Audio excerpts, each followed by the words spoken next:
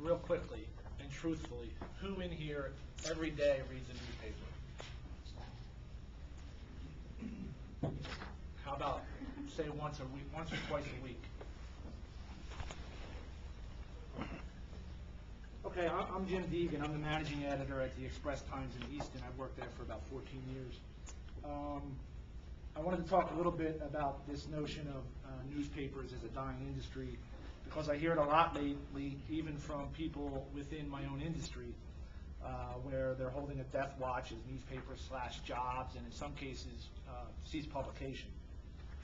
I'm here to tell you today that the death of the newspapers has been greatly exaggerated. There is hope amid so much change. Despite all we know about the damaging convergence of devastating recession, 24/7 news technology, and shifting demographics, there is reason for optimism.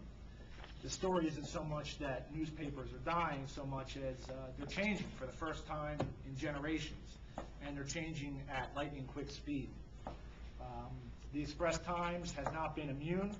We've cut costs in a variety of ways. We've offered voluntary buyouts to employees. We've required unpaid leave or furloughs company-wide. And we've reduced the size of the newspaper to save newsprint, both the width and number of pages in the newspaper. Any of you who get a daily newspaper, local daily newspaper, probably have noticed that over the last few years. All of this has happened as we've placed a heavy emphasis on bolstering and feeding our website, LehighValleyLive.com, with rich local content, usually as it happens, delivering information free and electronically that's accessible with a click of a mouse. On the circulation side, we're holding our own. We actually showed a net gain in daily circulation last April through September, a net gain of 3 newspapers. But I'll take it. Hardly remarkable, but it's one of only a handful of newspapers in Pennsylvania or New Jersey that showed a circulation gain, even if it was 3. You add to that the tens of thousands of people, unique browsers who visit our website every day, and more people are reading the Express-Times and the work of Express-Times journalists than ever have in its 160-year history.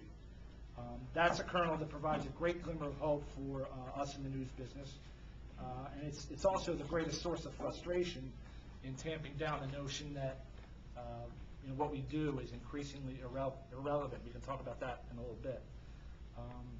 As the industry struggles to find a business model that works and sustains profitability, people's appetite for the content we produce is greater than ever, and that is a fact.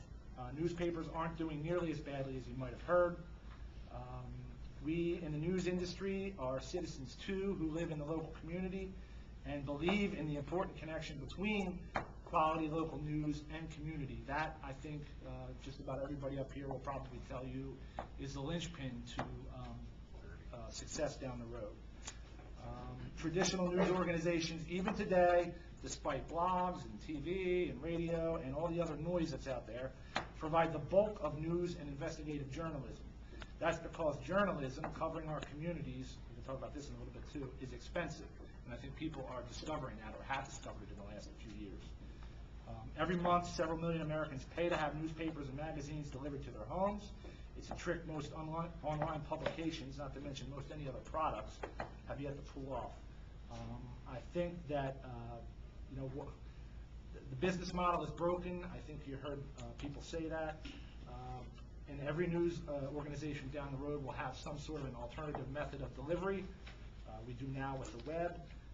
The print edition, I think, will remain. It may not remain in the numbers it has now, certainly not in the numbers it had years ago.